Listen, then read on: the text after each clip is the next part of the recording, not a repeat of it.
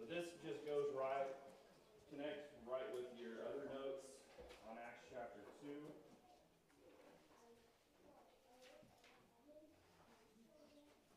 Instead of doing part 1, part 2, part 3, part 4, I've just got page numbers on there. So that's how Caleb does his. So I'm going to try to do that for every chapter so that they just kind of stay together in the chapter. It's easier for my notes, and then I think easier keeping track of them. And so there is just, Acts chapter 2, as I talked about when we started this study, it's just a lot in Acts chapter 2. We're going to spend a lot of time here. It's just a very important chapter of the Bible, and there's just a lot of information. And I've went back and forth about how much information to cover from the chapter. Maybe do just kind of an overview of some things, hit the main points. But it's hard for me to do that. It's hard for me to go over passages that we could talk about some things and not focus on that. And so I'm trying to give you all the information I can. So there's quite a bit. Hopefully it's not too much. But we are in Acts 2. And last week, or I guess Wednesday we got down to we went through verse 5 through and verse 8. So I'm going to read that, just kind of refresh our minds. Verse 5 through 8. And there were dwelling in Jerusalem Jews, devout men from every nation under heaven. And when this sound occurred, the multitude came together and were confused, because everyone heard them speak in his own language. Then they were all amazed and marveled, saying to one another, "Look, are not all these who speak Galileans? And how is it that we hear each in our own language in which we were born?" All right, so in verse 5, kind of an overview, we talked about how there was devout men from every nation under heaven. What was significant about the devout men that was talked about there? Okay, there was a reason why they were there. Devout meant they were pious, religious, and it really focuses on the carefulness. These were just not, you could kind of say, you talk to people and they'll say, well, I'm religious in the world. What do they mean by that? Okay, they go to church. They may, yeah. Yeah, they pray before prayer, things like that before Thanksgiving. They may say, well, I go to church next week on Easter, or I go during Christmas time. And so just saying religious is not what this word means. They were just not churchgoers in a sense that we would think today. This word has the idea of carefulness. They were not just religious, but they were carefully striving to be religious. That means that they were careful to follow the law. And so why is that important that we have people from around the world at this time that were here in Jerusalem that were carefully trying to follow God's law? Yeah, looking for what was going to happen. What else? Yeah, examples for the followers. What about their hearts? What does it say about someone's heart that is carefully striving to follow God's? Yeah, open to God. They're open to learning, opening to maybe finding out that they need to change something, that the law has changed, and that there is this new law that's now in effect that they can be a part of and be a part of the church. And so you think about it when we talk about the 3,000 souls that were saved. I believe that those 3,000 souls were some of these, maybe all of these, devout people that were here. Devout men who had the right heart. Because when we talk about having the right heart, in Acts chapter 17 was verse 11. The noble Bereans, we talk about their hearts. Their hearts were ready they were studying. They were ready to listen. They were studying the Word of God. And so this is important when we talk about these devout men, because they were going to be the ones that were open to needing to change and needing to know that they needed to follow God's law, new law. And so we talked about the devout men, and then we talked about the fact that they heard this sound. What was the sound that they heard? Okay. You know, you have the sound from heaven, the mighty rushing wind, back in the first part of the chapter. But once the apostles were starting to speak in different languages, that commotion started to attract people to this area. And people started to come in because of the commotion of these men being able to speak in all these different languages. And I'm sure people were talking, people were, just back and forth of what's going on here. Then verse 7, it says, then they were all amazed and marveled, saying to one another, look, are not all these who speak Galileans? And how is it that we hear each in our own language in which we were born? We talked about this. We started talking about that stereotype. What was the stereotype for Galileans?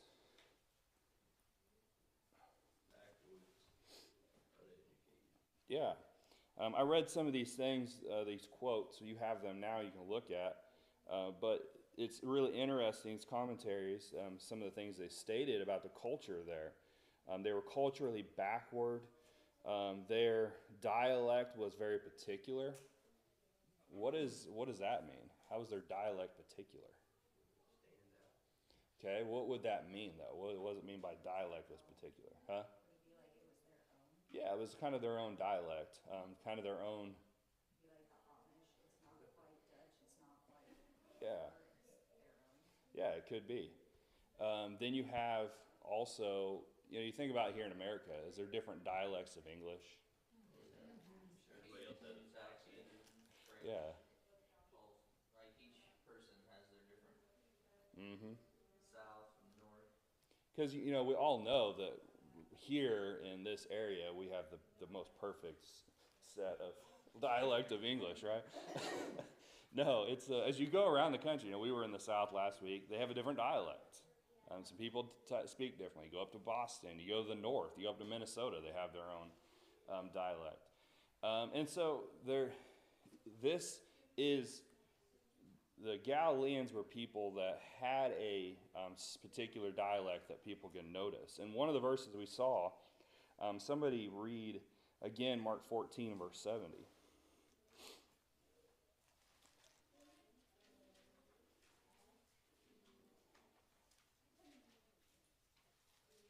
For you have the poor with you always, and whenever you wish, you may do them good. But me you do not have always. 70, Mark 14.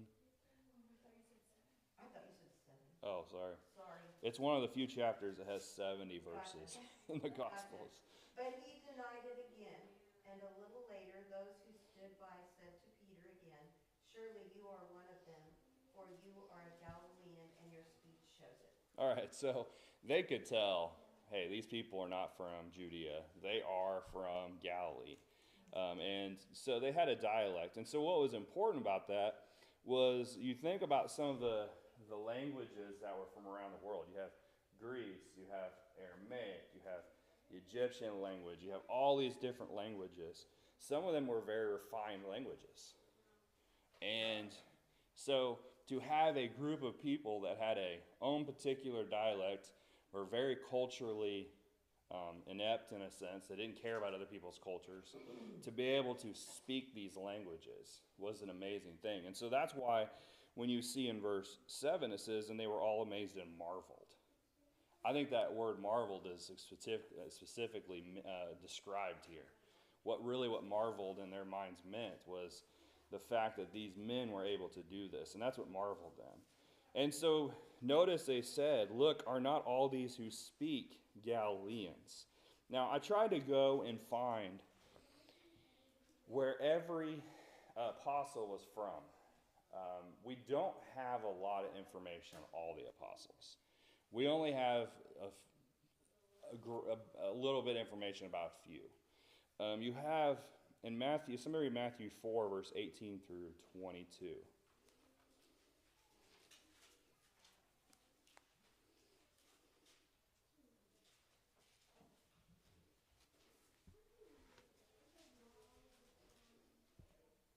And Jesus, walking by the Sea of Galilee, saw two brothers, Simon called Peter, and Andrew his brother, casting a net into the sea, for they were fishermen. Then he said to them, "Follow me, and I will make you fishers of men." They immediately left their nets and followed him. Going on from there, he saw two other brothers, James the son of Zebedee, and John his brother, in the boat with Zebedee their father, mending their nets. He called them, and immediately they left their boat and their father and followed him. All right, so we have Peter, Andrew, James, and John. Where were they from? Where did Jesus find them? At the Sea of Galilee, up in this area. So this is the area of Galilee. And so while Jesus was here, he found people that were working and lived in this area. Matter of fact, I'm pretty sure Peter was from Capernaum. And that's where Jesus made his home for a period of time when he lived in Galilee, was in the area of Capernaum. Mark, somebody read Matthew 9 and verse 1 and verse 9.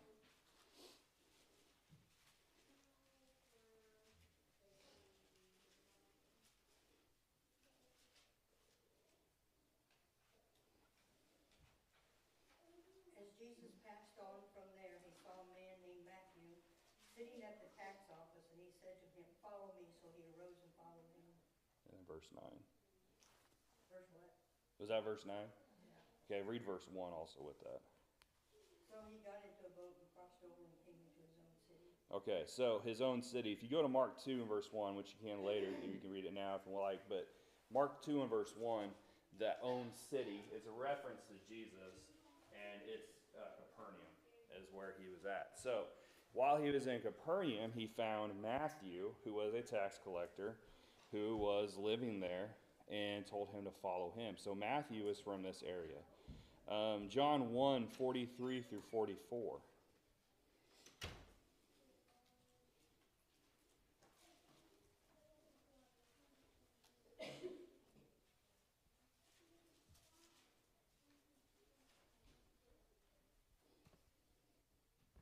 Following day, Jesus wanted to go to Galilee, and he found Philip and said to him, "Follow me." Now Philip was from Bethsaida, the city of Andrew and Peter. Okay, so you have Philip here, who is from the area of Galilee. And then the last one is Mark 3 and verse 18.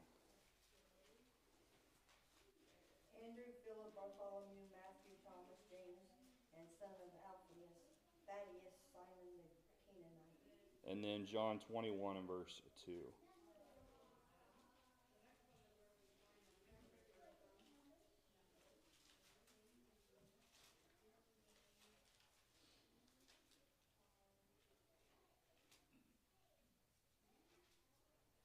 Simon Peter, Thomas called the twin, Nathanael of Cana in Galilee, the sons of Zebedee, and two others of his disciples were together. All right, so it's believed that Bartholomew was Nathanael. So that's why we went to John 21, verse 2. And it says he was of Cana, which is of Galilee. So you have Peter, Andrew, James, John, Matthew, Philip, Bartholomew, all from the area of Galilee. Now, you might be able to find them. I could not. But Thomas, James, the son of Alphaeus, Thaddeus, and Simon, I could not find where they were from. But I would think, since from the statement that we have here, and then from looking at the ones that we do know, they were all from Galilee. That's what I would suppose. Now, the only one that could possibly have been from Judah is believed to be Judas. Now, was Judas here in Acts chapter 2? No. Judas, who betrayed Jesus, had hung himself. We already talked about that in Acts 1. Now, the reason I look at this, and I want us to notice this, is because remember when we got back into the first part of chapter 2, there is a belief that the 120 are the ones that had the Holy Spirit fall upon them. It was only the apostles, and we proved that by looking at the use of the English there. But this verse, I would believe, would also support that the ones that were speaking were the apostles. Because out of the 120, there could have easily been somebody from Judah. But this statement says, aren't all these people from Galilee? So it's just pointing to the fact, even more proof, I believe, that the apostles were the ones who had the Holy Spirit fall upon them and the ones that were speaking here. And then, of course, later on, Peter standing up with the 11 in verse 14. And another verse that proves that it was just the 12 apostles that this was given to. So there's just more evidence, and I wanted to just look at that, and I think it's more evidence to prove that the apostles were the ones that received this. And so now we get to verse 9 through 11. Somebody want to read that? That Caleb does.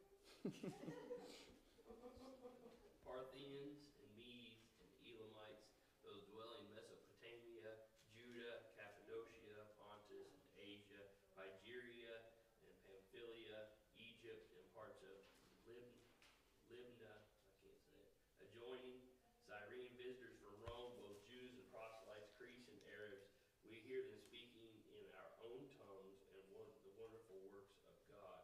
So they were all amazed and perplexed, saying to one another, whatever could this mean? Others mocking said, they are full of new wine. All right, so now we are given a list. There are, if my count is right, 15 nations, possibly 16, I think, because it talks about the area, the parts of Libya joining Cyrene, and so there could be close to, you could say 16. I believe there was 15 here, but 15 different nations, and it stated that they spoke in their own tongues. And so possibly 15 different languages were present here. And it could be said that some of them were of the same languages, but it's just different nations. But it's important is that you have all these different nations here. And why would this be important? We kind of talked a little bit about this, but why was it important there were so many different nations here?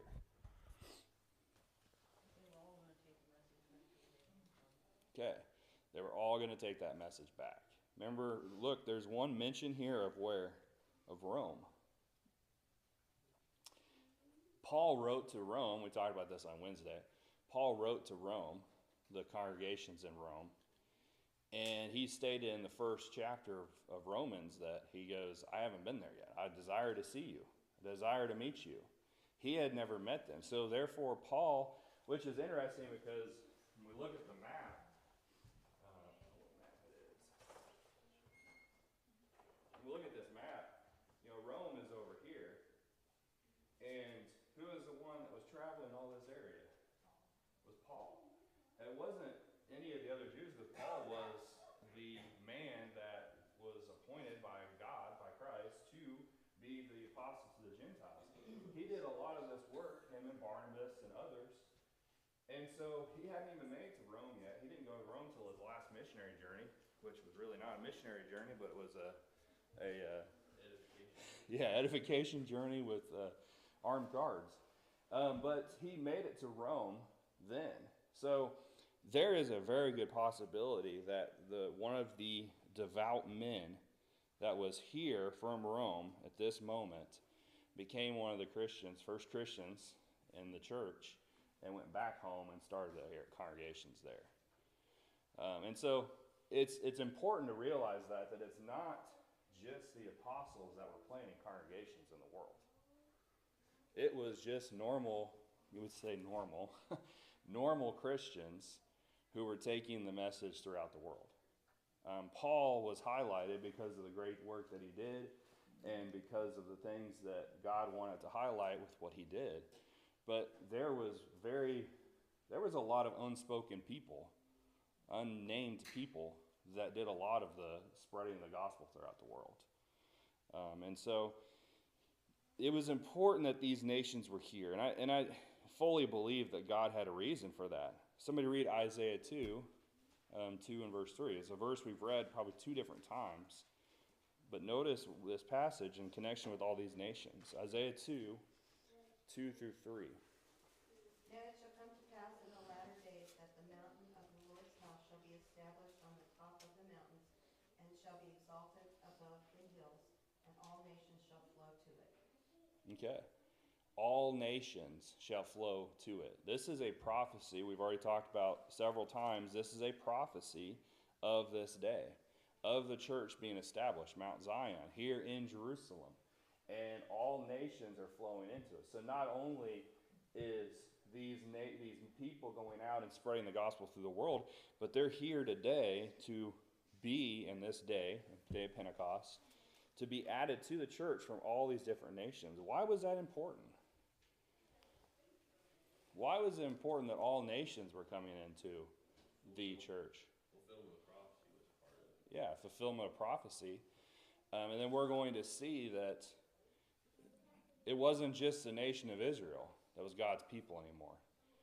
Anybody, any nation could be a Christian, could it become a Christian and be a part of the church. Culture, things like that. So I'm going to read Revelation 7, verse 9 through 11. I found this passage while doing this study that another writer had talked about, and I thought it was interesting. Revelation 7, 9 through 10.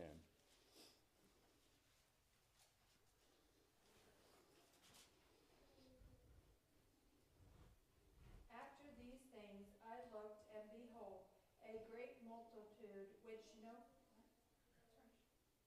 Oh, I'm sorry. Yeah, Revelation. I'm in Romans. The number of all nations, tribes, people, and tongues standing before the throne and before the Lamb, clothed with white robes, with palm branches in their hands, and crying out with a loud voice, saying, Salvation belongs to our God, who sits on the throne, and to the Lamb. All right, so this is a picture of the throne and a picture of heaven, in a sense, or the picture of the church and things like that. And it is talked about how many people were there. It was people from all these different nations, right? And so the church is full of people from different nations, different backgrounds, and different cultures. And that's the beauty of what is happening here in Acts chapter 2 compared to what has happened in the past. Now, people from other nations could proselyte into Judaism, but they were not able to be a part of all the things that a pure blood Jew would be able to be a part of. Yet now with the church, we're all equal. Not one person. It doesn't matter their status in this world. Doesn't matter how much money they have or how little money they have. It doesn't matter what culture they come from, what nation they come from. We all are the same. We all have the same rewards. We all have the same blessings. And that's the beauty of what we are seeing happening here in Acts chapter 2. And so all of these nations being a part of this day shows us that it's a fulfillment of prophecy and that you and I all could be a part of it, no matter where we've come from and what we've done. If we can all find salvation. And the other part that I think is important about this is that it's important, as we've already mentioned, I guess a little bit, that it showed the power of the Holy Spirit being worked here, and the fact that they were able to speak all these different languages. If you only had people from Judah here on the day of Pentecost, would it have been such a significant event in people's minds? No. But when you have all these different nations here, it is really showing the power of God through the working of the apostles here. And it showed what God is able to do. And it proved that what was happening here, just like with any other miracle, what were miracles, what was the main purpose of miracles in the New Testament? Okay, confirmation. Confirmation of what? That this was the message from God. That these people speaking were from God. So you have all these people coming up and hearing this commotion. They're seeing this miraculous power happening. They understand, at least the devout men, those that obeyed the gospel, those 3,000 souls, they understood they needed to pay attention because this message was from God. So were they already there? Who? Like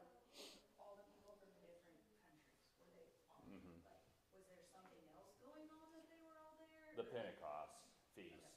Oh, okay, so it was like a big event, so therefore they came in. Yep. Okay. And so I this didn't would, understand why that spot. yeah. Well, it was because of the Pentecost, and so more than likely they are in the temple area, because that's where the feast would have been celebrated. And so you have, all the different things going on in the temple area, and then you have this little group of people, 12 apostles. This started to happen. They started to speak, and it drew a commotion.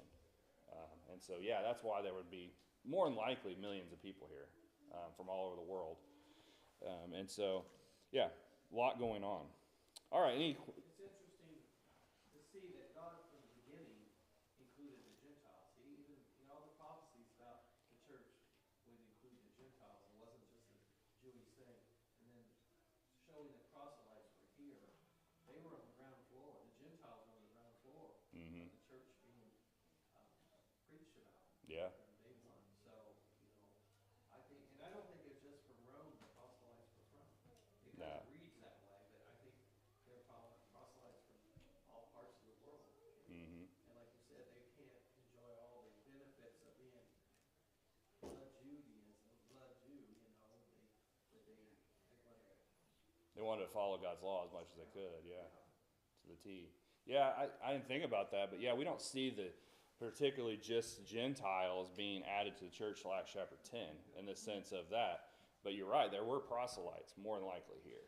And so, It said in verse 10. oh yeah, that's right. But see, that's the thing is Yes, proselytes, yep. you talk about going back to Rome and stuff, there would have been Gentiles already. And so it's kind of interesting when you go and you read about Cornelius later and all that kind of stuff. Man sometimes is real hard-headed. It's kind of like God has to say, okay, we're going to give you baby steps here. Mm-hmm. It's okay. The Gentiles are allowed in the church. And these apostles even had to be convinced of it. Peter had to be convinced of it, with his interaction with Cornelius. God showed him that, hey, nobody's unclean. Everybody's accepted. So from the very beginning, you see, the Gentiles were a part of this. Yeah, they were.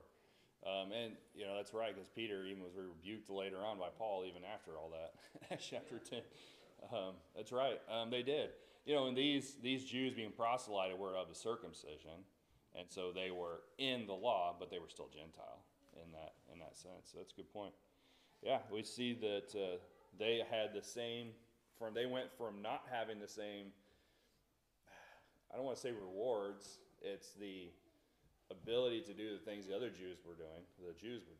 They went from that on this day to being able to be equal with the Jews and the church, even as being a proselyte. So, yeah, it's a good point.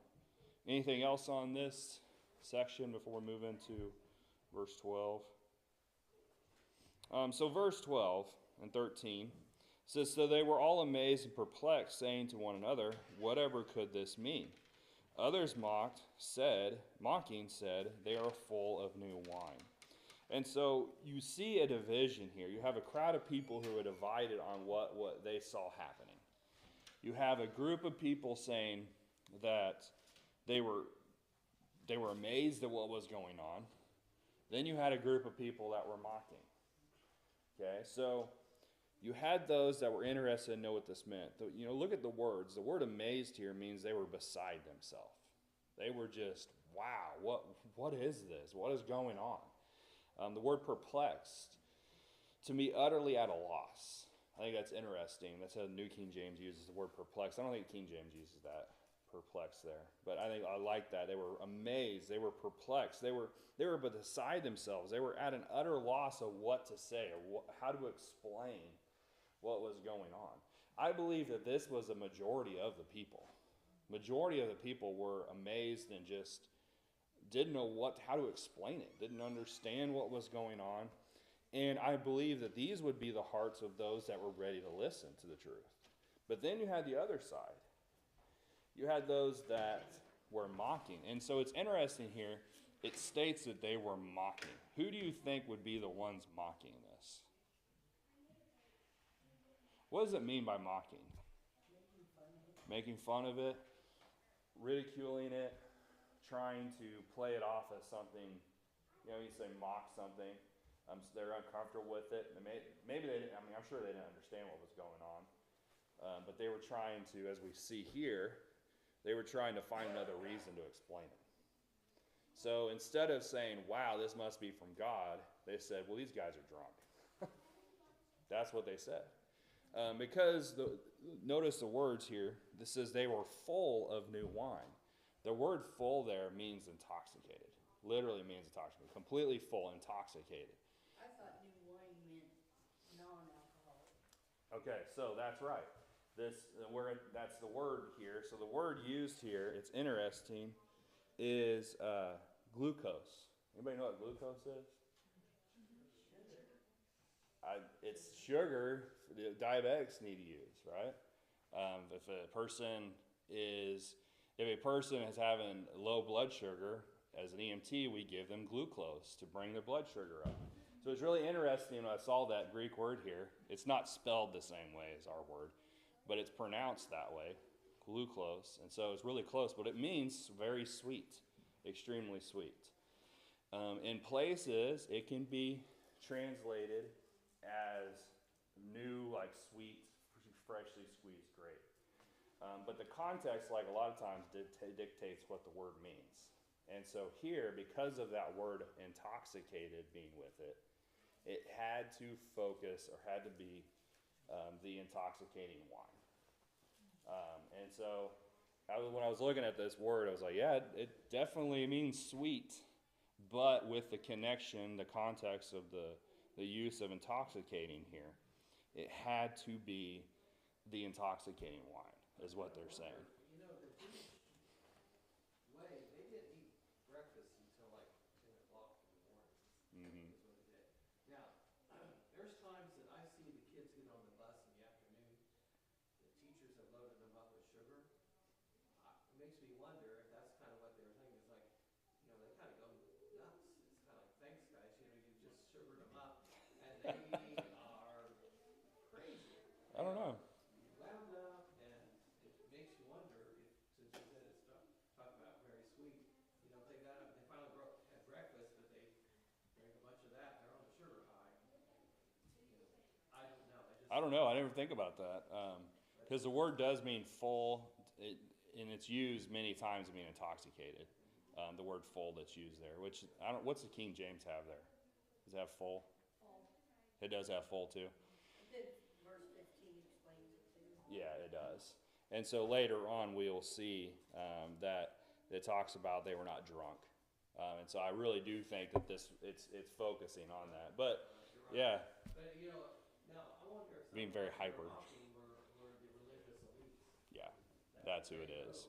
These are low people, low on the ladder of society and everything. You know, they're crazy. Mm-hmm. They have no account.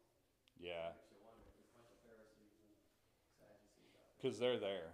They're here at this. I mean, they're part of the feast too. And that's what I believe too.